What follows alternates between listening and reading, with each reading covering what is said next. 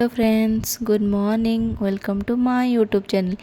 जेमिति कि मु पूर्व वीडियो रे आपण मानकु कहिथिली आमे आज जाउछु गोकर्ण महाबलेश्वर बाबा का दर्शन पाई। आज आमे मॉर्निंग 4टा रे गोकर्ण रे पहुंच गलु। सेठी रूम नहीं फ्रेश होई डायरेक्ट मंदिर, कहीं ना 5टा रे मंदिर खोला हो जाउछि। हमको शीघ्र दर्शन करिवार अछि कहीं ना हमर गोवा ट्रेन 10:30 रे थिला। सेथि लागे आउ डेरी न करी फास्ट आमे महागणपति का दर्शन सारी आमे चलिलु महाबलेश्वर बाबा का दर्शन पाई। हाँ, एठी ना जीन्स एलाउड नहीं, लेडीज मानक सलवार सूट आउ जेंट्स मानक धोती। आमे रूल फॉलो करी चलिलु दर्शन पाई। मंदिर भितर जेहेतु फोटो वीडियो एलाउड नहीं सेथिपाई वीडियो करि नथिली।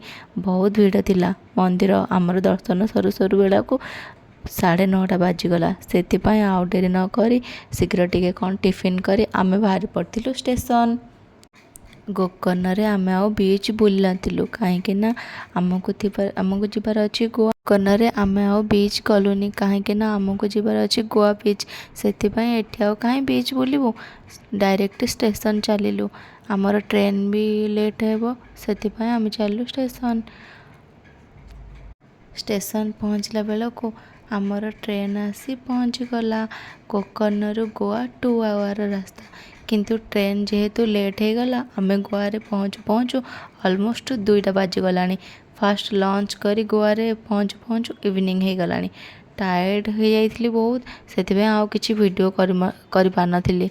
आज आउ बीच जुबुनी कहीं ना बहुत टायर्ड लगुच। आज टिके मार्केटिंग भी करिवार अछि सेथिबे फास्ट मार्केटिंग कर नेइथिली।